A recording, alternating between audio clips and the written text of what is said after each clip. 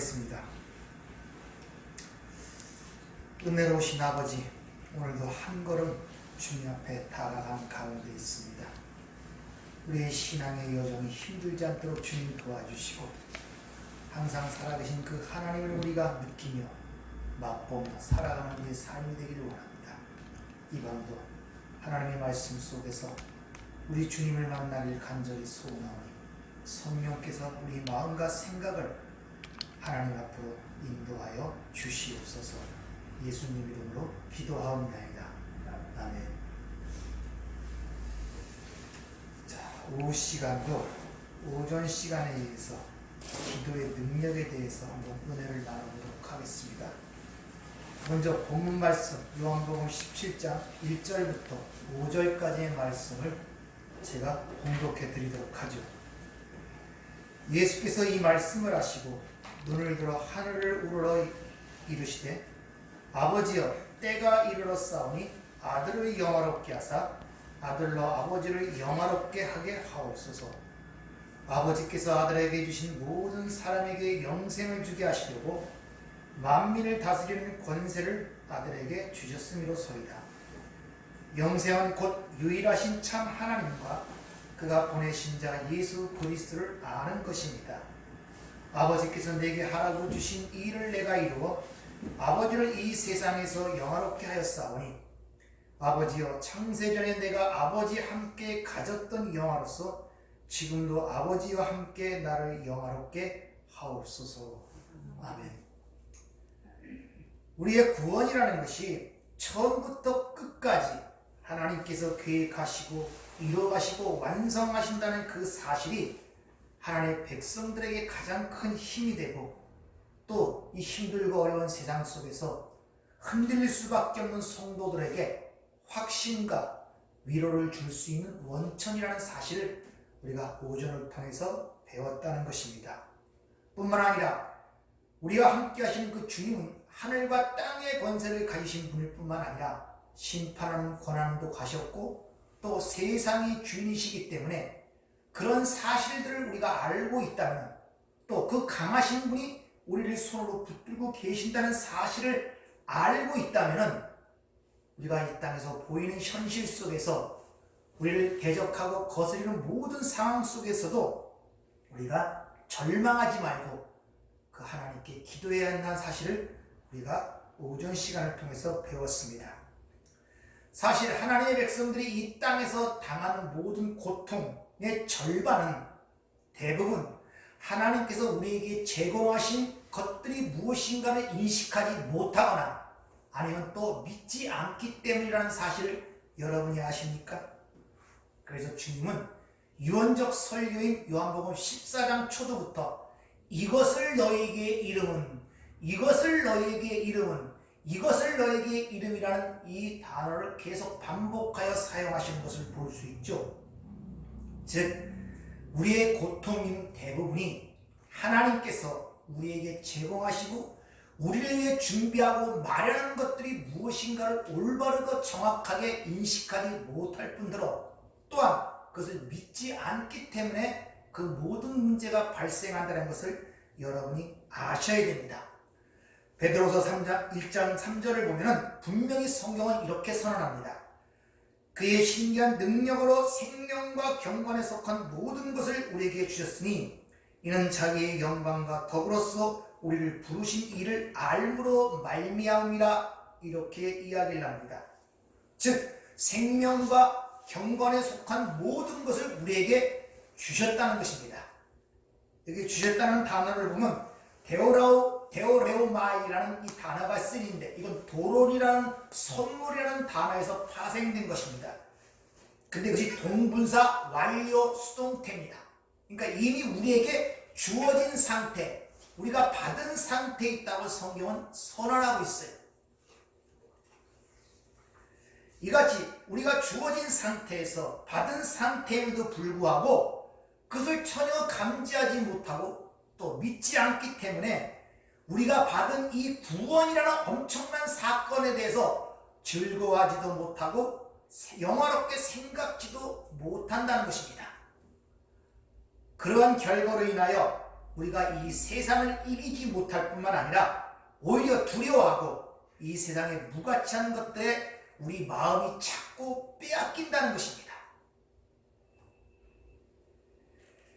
주님은 한번 가만히 생각해 보세요. 주님은 직접 제자들을 부르셨습니다. 3년 반이라는 세월을 그 제자들과 함께 동고동락하셨습니다.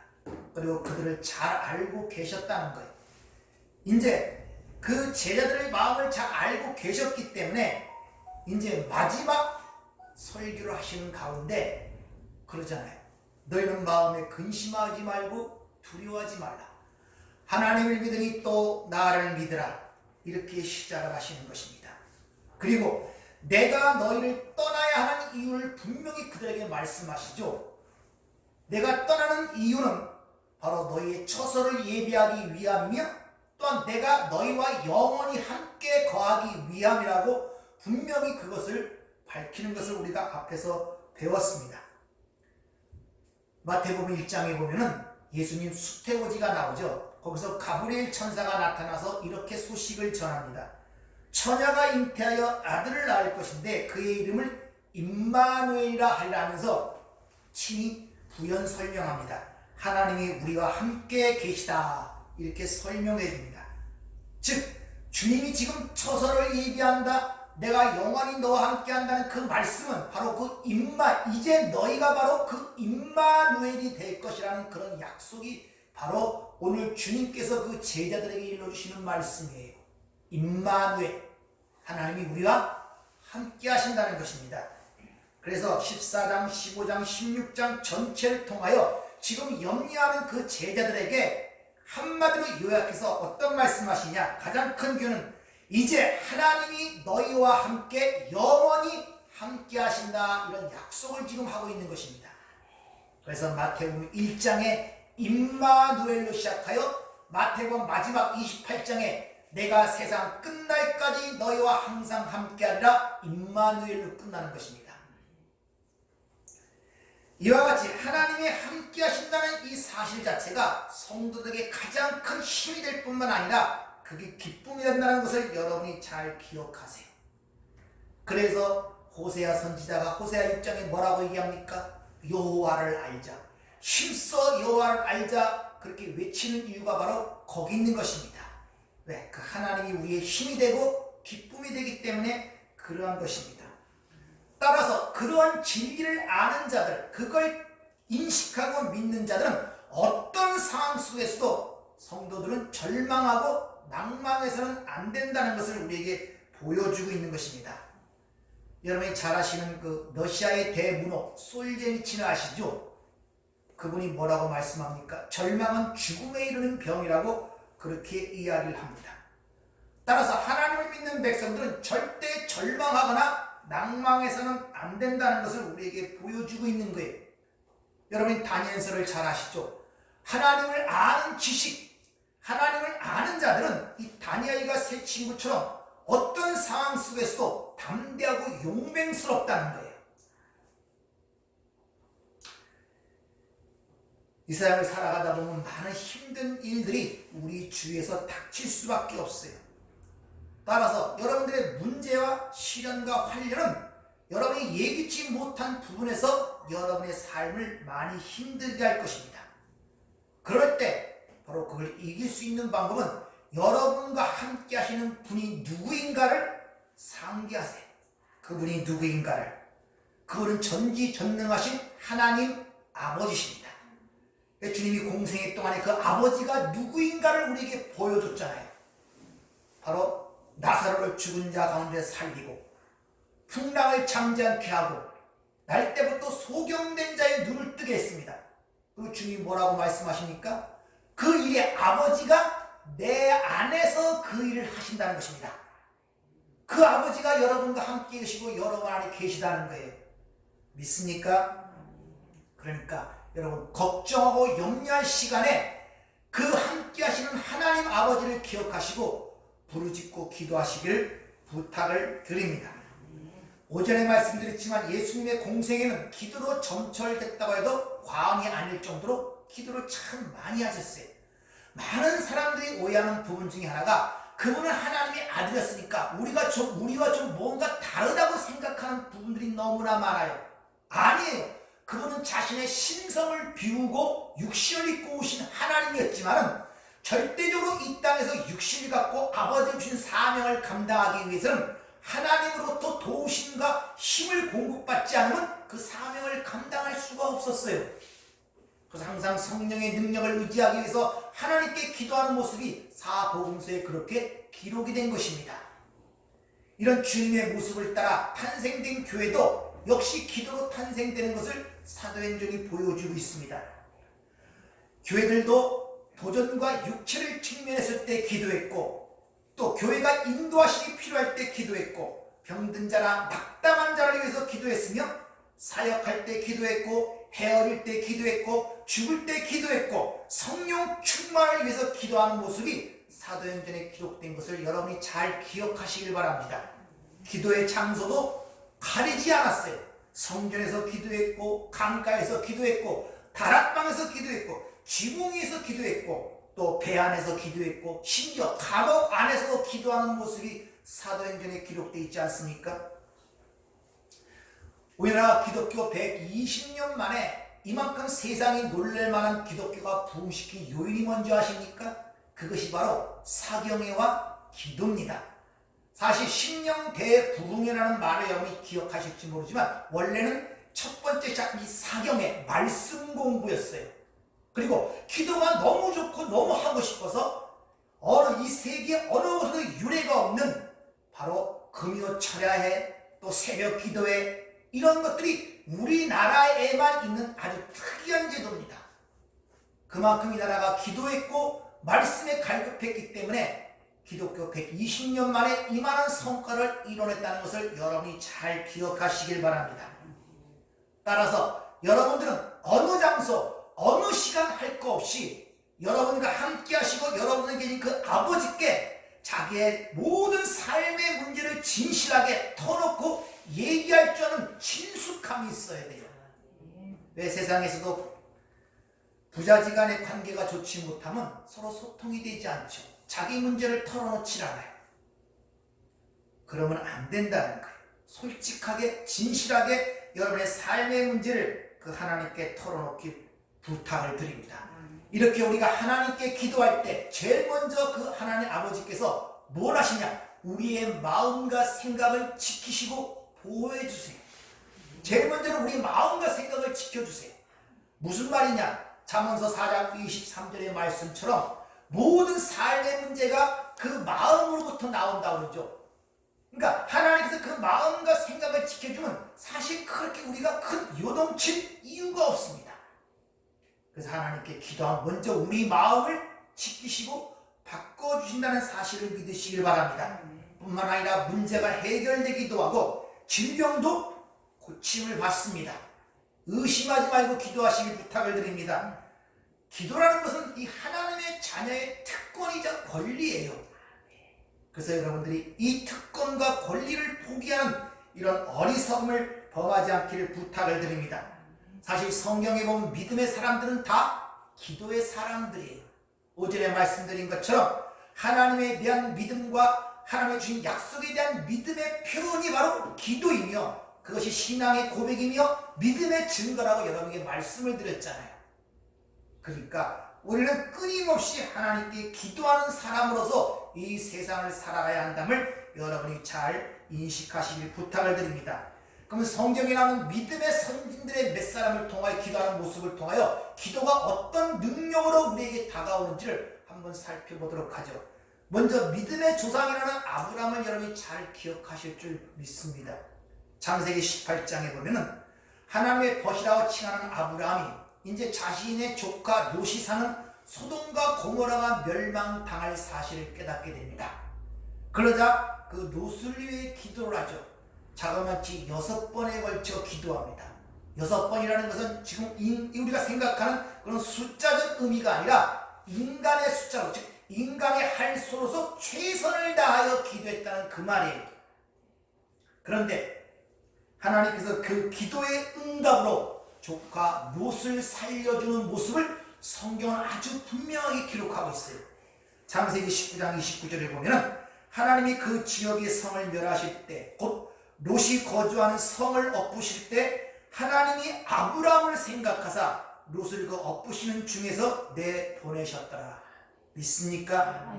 기도는 이렇게 심판과 멸망에서 건져내는 능력이 있다는 것입니다. 따라서 여러분들은 중보기도를 멈추시면 안 돼요. 특히 가족들을 위한 중보기도는 절대 멈춰서는 안 된다는 사실을 여러분이 잘 인식하시길 바랍니다.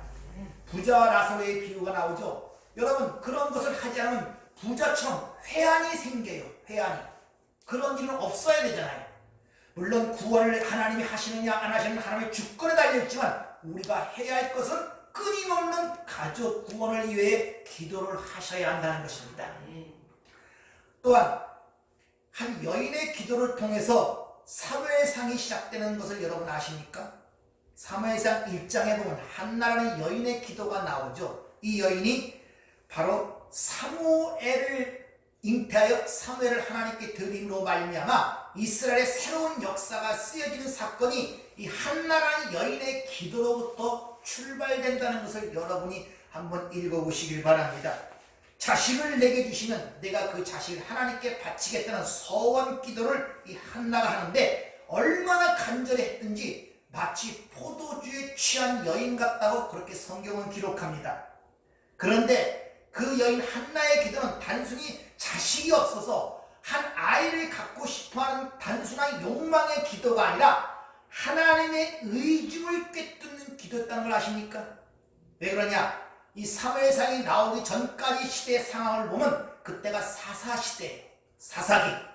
그때 특징이 뭡니까? 자기 소견대로 여호와를 섬기고 자기 멋대로 하나님을 섬기는 아주 암흑시대였단 말입니다.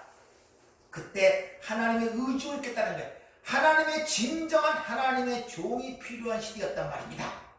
그때 그 하나님의 의중을 알고 내게 자식을 주시면 하나님께 바치겠다고 소원 기도를 하는 거예요. 그런 상황 속에 사무엘과 그 당시에 엘리 제사장의 두 아들의 모습이 상반되어 기록돼요. 그 아들의 이름이 홈니와 비아느스죠. 그 엘리의 그 모습과 두 아들의 모습이 같이 기록되는데 거기 보면 그래서 자식을 위해서 기도해야 된다는 그때 충격을 내가 받은 것 같아요. 왜? 하나님이 죽이기로 작정하셨대. 두 아들을. 부모 말도 안 듣고 성전에서 하는 그런 일들을 통하여 후에 한나는 그 사무엘을 서원대로 하나님께 바치자 하나님께서 그 한나에게 세 아들과 두 딸을 축복해 주십니다. 반면에 엘리 제사장의 두 아들의 패역함이 동시에 드러나는 것이 같이 기록이 되어 있죠. 이렇게 부모가 자식을 위해 기도하지 아니하면 자식은 세상과 벗될 수밖에 없고 세상을 따라갈 수밖에 없습니다. 그래서 여러분 자녀를 위해 기도하셔야 돼요. 기도하는 부모 밑에 자라는 아이들은 절대 번나가는 법이 없습니다. 그래서 여러분들은 무엇보다도 자녀를 위해 기도하는 저와 여러분 되기를 부탁을 드립니다. 또 여러분 엘리야의 갈매선상의 기도를 잘 알고 계시죠? 북이스라엘 그때가 아하방 시대였는데 아하방의 아내가 옛 바알의 딸인 이세벨이 그 아하방의 아내였습니다. 근데 그 이세벨이 결혼하면서 자기들이 섬기던 이방신들을 다 갖고 들어온 거예요. 바알신과 아스라신을 갖고 들어와갖고 그들을 이제 하나님 있는 백성들을 핍박하고 선의를 핍박함으로 말미암아 가장 악한 왕 시대라고 그렇게 얘기하죠. 심지어 엘리야가 뭐라 했습니까? 나만 남았다고 고백할 정도로 그만큼 어려운 지형에 당했던 것이 그 시대의 상황이었단 말입니다. 그때 하나님께서 그 이스라엘 백성들에서 엄한 경고의 말씀이 떨어지죠. 너희가 어느 때까지 둘 사이에서 머뭇머뭇대려느냐? 다시 말하면 여호와 하나님 사이와 바알과 아스라 사이에 어느 때까지 왔다 갔다 하면서 너희 섬길 신을 택할 것이냐? 이런 엄한 명령이 떨어집니다. 이렇게 기도하지 않으면 신앙이 우유부단해져요. 이것도 아니고 저것도 아니고 차지도 아니고 덥지도 아니고. 여러분 두 아들에게 하나님이 경고의 말씀을 하시죠. 차지도 덥지도 아니 내가 토하여 내치리라 이런 말씀을 하시죠. 즉 기도하지 않으면 신앙이 세속화가 돼요. 그리고 세상과 쉽게 타협이 됩니다. 그리고 미혹과 시험에 쉽사리 넘어가게 된다는 것을 여러분이 아셔야 됩니다. 왜? 기도하지 않기 때문에 그렇다는 것이죠. 그 혹 속에서 이런 의문이 들었어요. 목사님, 나는 기도하는데 기도가 잘 응답되지 않고 별 그런 게 없네요. 야고보가 그런 기도에 대해서 뭐라고 얘기합니까? 너희가 얻지 못하면 구하지 아니하며, 이 구하는 아이테오, 하나님의 약속을 구한다는 것입니다. 그리고 구해도 얻지 못하면 정욕대로 구함이라. 이게 무슨 뜻입니까? 기도, 예수 이름으로 기도한다는 내용에 대해서 여러분이 말씀을 드렸죠. 정욕대로 구한다는 말이 뭡니까? 예수의 뜻과 상반되게 구한다는 거예요. 우리가 다 예수 이름으로 구하죠. 그건 예수의 뜻으로, 예수의 마음으로 그 뜻과 합치하게 구한다는 말씀이 그 속에 포함된 것입니다. 따라서 우리가 구하도 받지 못하는 것은 바로 예수님의 뜻과 어긋나기 때문에 구하도 얻지 못한다고 그렇게 이야기를 하고 있는 것입니다. 성경은 이 엘리야를, 야고보는 이렇게 얘기해요. 우리와 성정이 같은 자라는 거예요. 그러니까 기도는 그렇게 특별하고 어떤 특수한 사람이 하는 것이 아니라 하나님의 백성은 누구나 하나님께 아뢰며 기도할 수 있는 권리를 우리에게 일러주고 있는 거예요. 그러니까 무엇보다 기도를 통하여 우리는 제일 중요한 것이 하나님의 뜻을 알아가는 거예요. 왜? 이 모든 하나님의 계획과 뜻 가운데 운행이 되고 통치가 되기 때문에 그 하나님의 뜻을 아는 것만큼 중요한 게 없습니다. 여러분, 요셉이 그 형들에게 팔려서 애굽에 가서 그 많은 고생 속에 애굽의 총리가 되죠. 그런 다음에 하나님의 뜻을 어떻게 깨닫습니까? 당신들을 구원해 내시려고 당신들 앞서 나를 이곳에 보내신 분은 바로 당신들이 아니라 하나님이시라고 고백을 하죠. 우리 이런 하나님의 섭리를 깨달아야 돼요. 바로 그런 깨달은 자의 모습을 구원의 한 비유로서 주님이 요한복음 9장에 날 때부터 소경된 자를 눈을 뜨는 사건, 신뢰하면서 눈을 뜨는 사건을 통해서 그 모든 것이 함의하여 구원이 뭔가를 우리에게 가르쳐주고 있는 것입니다. 여러분도 하나님께로부터 보내심을 받았단 말입니다. 아버지께서 나를 보내신 것 같이 나도 저희를 세상에 보내었다고 주님이 말씀하시거든요. 그러면 여러분들이 보내신 이유가 뭐냔 말입니다. 지금 오늘 현재 사는 그 삶의 장소에 보내신 이유가 뭐냔 말입니다. 거기서 그 뜻을 깨닫는 것을 눈이 열렸다 그러는 거예요. 그걸 실로암이라는 거예요. 눈이 열렸다. 이렇게 열렸을 때 여러분의 삶이 바로 하나님의 계획을 보게 되고 그 가운데 주시는 하나님의 은혜를 알게 되는 거예요. 따라서 우리는 지금 이 시대를 보나 앞을 보나 내 자신을 보나 가정을 보나 모든 걸 보나 우리는 기도해야 할 때가 바로 이때인 것입니다. 내 마른 심령에 단비를 내려달라고, 나에게 성령의 충만을 달라고, 은혜를 달라고 저와 여러분이 기도하기를 부탁을 드립니다. 기도해야 기적도 체험이 되고 은혜가 온단 말입니다. 기도하지 않고 어떻게 그 은혜가 우리에게 오겠냐는 것이죠. 사방을 둘러봐도 지금 어둠의 시대 아닙니까? 어디 가서 쉴 때가 있습니까? 함부로 얘기할 때가 있습니까? 이럴 때 우리가 할 일이 뭐겠어요? 얼른 도망가서 산속에 돌아가서 자유를 누리겠습니까? 거리도 2m씩 유지해야 되지, 예배도 제대로 드리지 못하는 이 상황 속에서 어떤 상황 속에서도 우리를 막지 못하는 것 중에 하나가 바로 기도란 말입니다. 기도는 내 안에 계신 주님, 내 안에 계신 아버지께 기도하기 때문에 감옥이 맞겠습니까? 산속에 맞겠습니까? 병이 맞겠습니까? 병원이 맞겠습니까? 언제든지 어디서든지 할 수 있는 게 기도란 말입니다. 여러분, 기도하시길 바랍니다. 내 삶의 문제를 내놓고 직장의 문제, 가정의 문제, 자녀의 문제, 남편의 문제, 내 문제 모든 걸 솔직하게 고백하고 주님 앞에 털어놓으시기를 부탁을 드립니다. 그리고 그걸 이길 능력을 구하세요. 그걸 풀어낼 하나님의 지혜를 구하세요. 성경은 이렇게 얘기합니다. 로마서 8장 32절에 자기 아들을 아끼지 아니하시고 우리 모든 사람을 위하여 내주시니가 어찌 그 아들과 함께 좋은 것을 우리에게 주시지 않겠느냐?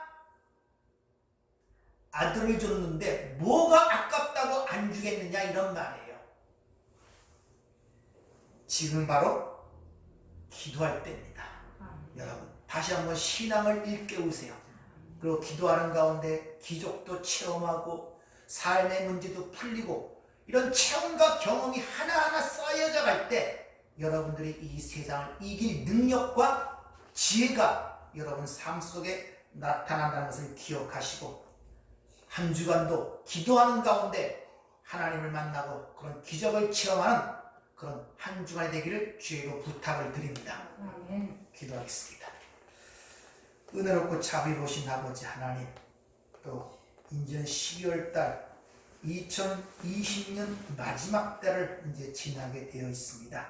하나님, 올 한 해를 돌이켜보는 지혜로운 저희가 되게 도와주시고 또 그 가운데 하나님이 주신 은혜를 기억하게 하시고 그 가운데 배운 하나님의 진리를 알아 돌아오는 새해는 좀 더 하나님의 뜻을 이행할 수 있는 믿음의 사람이 될 수 있도록 저희들을 축복하여 주시옵소서. 이리 보아도 저리 보아도 참 세상은 어둡고 힘든 가운데 우리가 걸음을 옮기고 있음을 주께서 아실 줄 믿습니다. 그러나 내가 물 가운데 물이 너를 침몰치 못할 것이라고 불 가운데 행할 때도 불이 너를 사르지 못할 것이라는 약속의 말씀을 우리가 확실히 믿습니다. 어떤 상황과 환경 속에서도 나와 함께하는 그 하나님을 기억하면서 찬송하며 걸어가는 성숙한 믿음의 사람이 될 수 있도록 저희들을 축복하여 주시옵소서. 예수님 이름으로 기도하옵나이다. 아멘.